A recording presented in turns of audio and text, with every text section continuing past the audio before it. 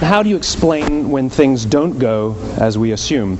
Or better, how do you explain when others are able to achieve things that seem to defy all of the assumptions? For example, why is Apple so innovative? Year after year after year after year, they're more innovative than all their competition. And yet, they're just a computer company. They're just like everyone else. They have the same access to the same talent, the same agencies, the same consultants, the same media. Then why is it that they seem to have something different? Why is it that Martin Luther King led the civil rights movement? He wasn't the only man who suffered in a pre-civil rights America, and he certainly wasn't the only great orator of the day. Why him? And why is it that the Wright brothers were able to figure out controlled powered manned flight when there were certainly other teams who were better qualified, better funded, and they didn't achieve powered manned flight, and the Wright brothers beat them to it? There's something else at play here. About 3.5 years ago, I made a discovery. And this discovery profoundly changed my view on how I thought the world worked, and it even profoundly changed the way in which I operate in it. As it turns out, there's a pattern. As it turns out, all the great and inspiring leaders and organizations in the world, whether it's Apple or Martin Luther King or the Wright brothers, they all think, act, and communicate the exact same way, and it's the complete opposite to everyone else. All I did was codify it. And it's probably the world's simplest idea. I call it the golden circle.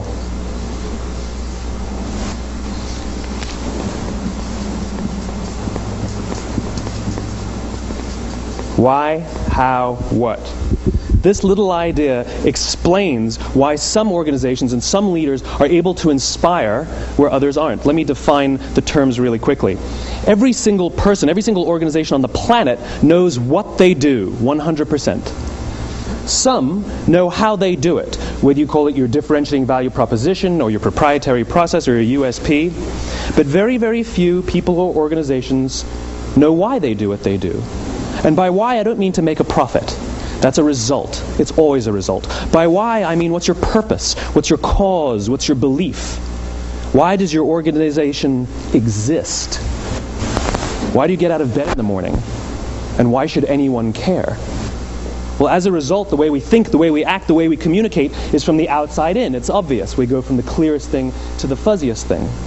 But the inspired leaders and the inspired organizations, regardless of their size, regardless of their industry, all think, act, and communicate from the inside out. Let me give you an example. I use Apple because they're easy to understand and everybody gets it. If Apple were like everyone else, a marketing message from them might sound like this. We make great computers. They're beautifully designed, simple to use, and user-friendly. Want to buy one? Meh. And that's how most of us communicate. That's how most marketing is done, that's how most sales is done, and that's how most of us communicate interpersonally. We say what we do, we say how we're different or how we're better, and we expect some sort of behavior, a purchase, a vote, something like that. Here's our new law firm. We have the best lawyers with the biggest clients. We have, we always perform for our clients, do business with us. Here's our new car. It gets great gas mileage. It has, leather seats. Buy our car. But it's uninspiring. Here's how Apple actually communicates.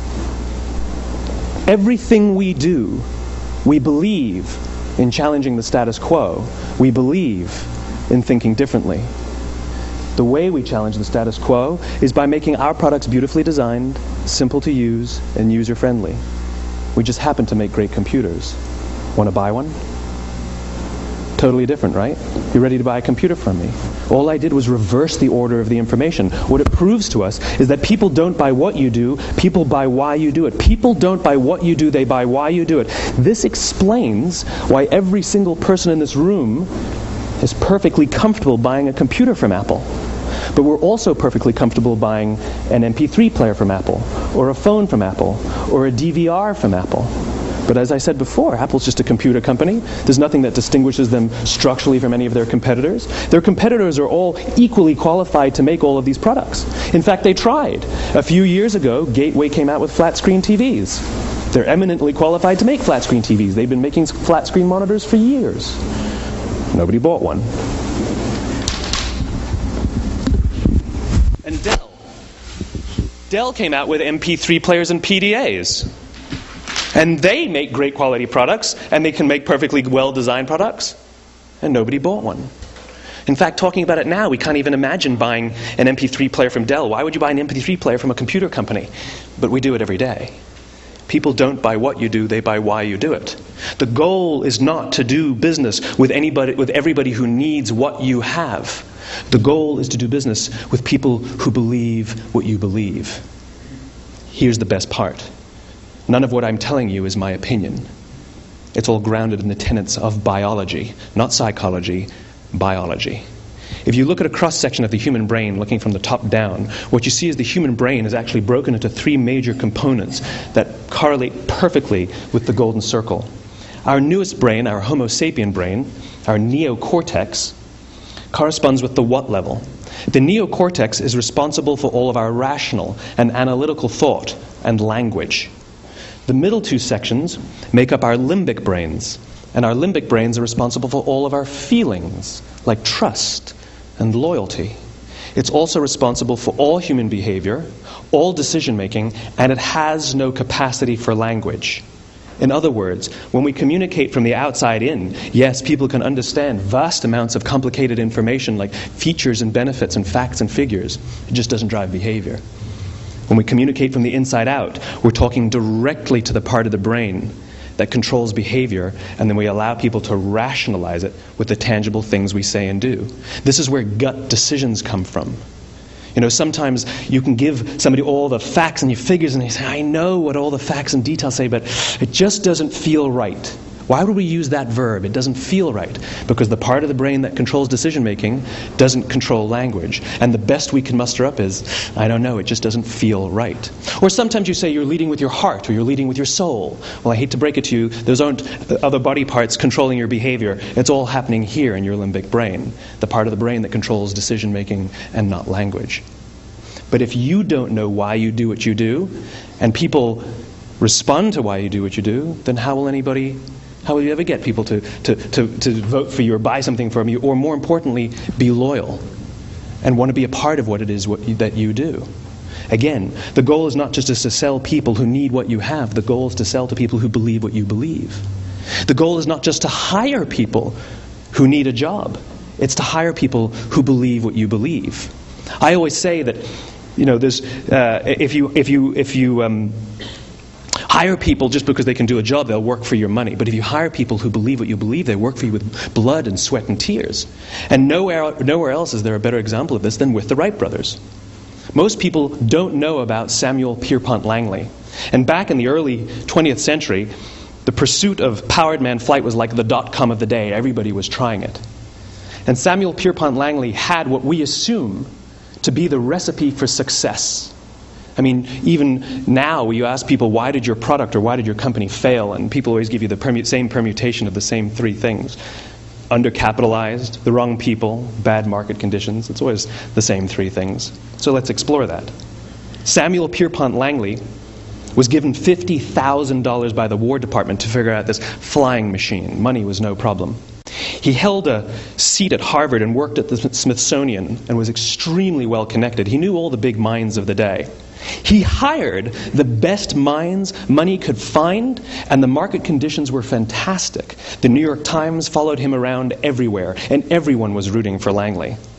And how come we've never heard of Samuel Pierpont Langley? A few hundred miles away in Dayton, Ohio, Orville and Wilbur Wright. They had none of what we consider to be the recipe for success. They had no money. They paid for their dream with the proceeds from their bicycle shop. Not a single person on the Wright brothers' team had a college education, not even Orville or Wilbur. And the New York Times followed them around nowhere. The difference was Orville and Wilbur were driven by a cause, by a purpose, by a belief. They believed that if they could figure out this flying machine, it'll change the course of the world. Samuel Pierpont Langley was different. He wanted to be rich and he wanted to be famous. He was in pursuit of the result. He was in pursuit of the riches. And lo and behold, look what happened. The people who believed in the Wright brothers' dream worked with them with blood and sweat and tears. The others just worked for the paycheck. And they tell stories of how every time the Wright brothers went out, they would have to take 5 sets of parts because that's how many times they would crash before they came in for supper. And eventually, on December 17th, 1903, the Wright brothers took flight. And no one was there to even experience it. We found out about it a few days later. And further proof that Langley was motivated by the wrong thing, the day the Wright brothers took flight, he quit. He could have said, "That's an amazing discovery, guys. Now we'll improve upon your technology." But he didn't.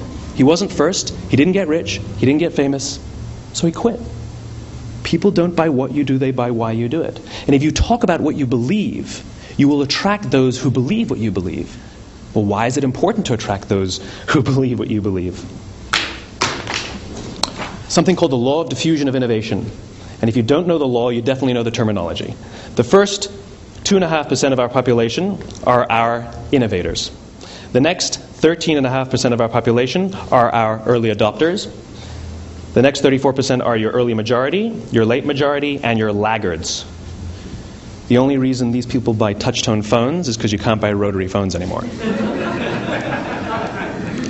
We all sit at various places at various times on the scale, but what the law of diffusion of innovation tells us is that if you want mass market success or mass market acceptance of an idea, you cannot have it until you achieve this tipping point between 15 and 18% market penetration, and then the system tips. And I love asking businesses, what's your conversion on new business? And they love to tell you, oh, it's about 10%, proudly. Well, you can trip over 10% of the customers. We all have about 10% who just get it. That's how we describe them, right? That's like that gut feeling, oh, they just get it. The problem is, how do you find the ones that just get it before you're doing business with them versus the ones who don't get it? So it's this here, this little gap, that you have to close, as Geoffrey Moore calls it, crossing the chasm.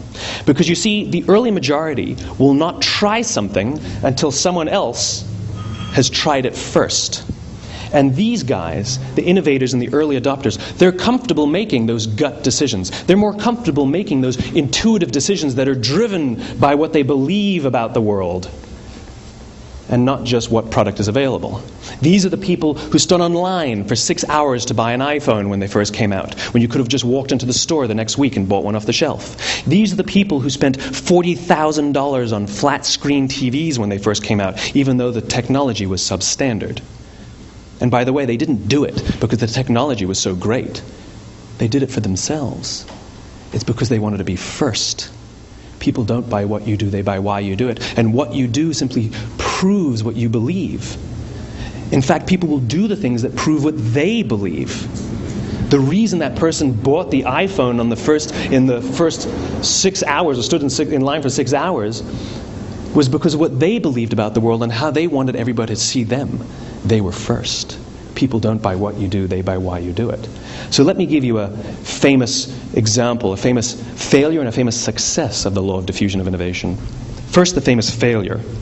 It's a commercial example. As we said before a second ago, the recipe for success is money and the right people and the right marketing conditions, right? You should have success then. Look at TiVo. From the time TiVo came out about 8 or 9 years ago to this current day, they are the single highest quality product on the market. Hands down, there is no dispute. They were extremely well funded. Market conditions were fantastic. I mean, we use TiVo as a verb. I TiVo stuff on my piece of junk Time Warner DVR all the time. But TiVo is a commercial failure. They've never made money. And when they went IPO, their stock was at about $30 or $40 and then plummeted, and it's never traded above 10. In fact, I don't think it's even traded above 6, except for a couple of little spikes. Because you see, when TiVo launched their product, they told us all what they had.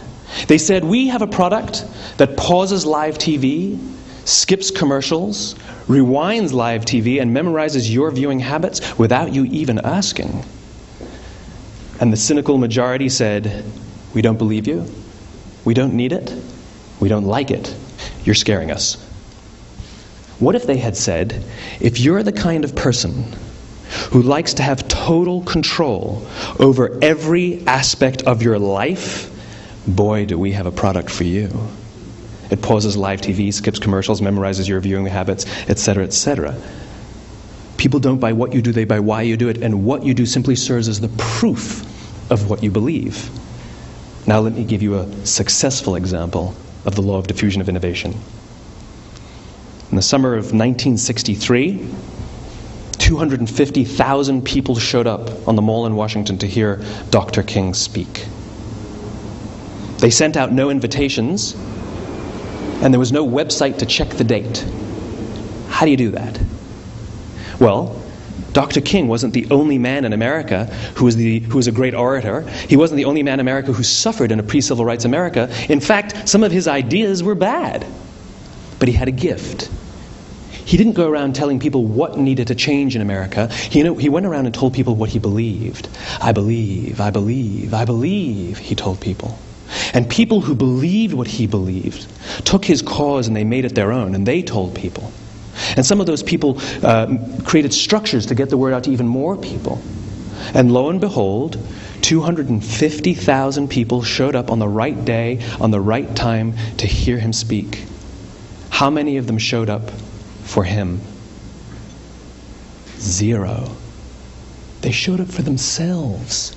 It's what they believed about America that got them to travel on a bus for 8 hours to stand in the sun in Washington in the middle of August. It's what they believed. And it wasn't about black versus white. 25% of the audience was white. Dr. King believed that there are two types of laws in this world, those that are made by a higher authority and those that are made by man. And not until all the laws that are made by man are consistent with the laws that are made by the higher authority will we live in a just world. It just so happens that the civil rights movement was the perfect thing to help him bring his cause to life. We followed him not for him, but for ourselves. And by the way, he gave the I have a dream speech, not the I have a plan speech. Listen to politicians now with their comprehensive 12-point plans. They're not inspiring anybody. Because there are leaders and there are those who lead. Leaders hold a position of power or authority, but those who lead inspire us. Whether they're individuals or organizations, we follow those who lead not because we have to, but because we want to. We follow those who lead not for them, but for ourselves. And it's those who start with why that have the ability to inspire those around them or find others who inspire them. Thank you very much.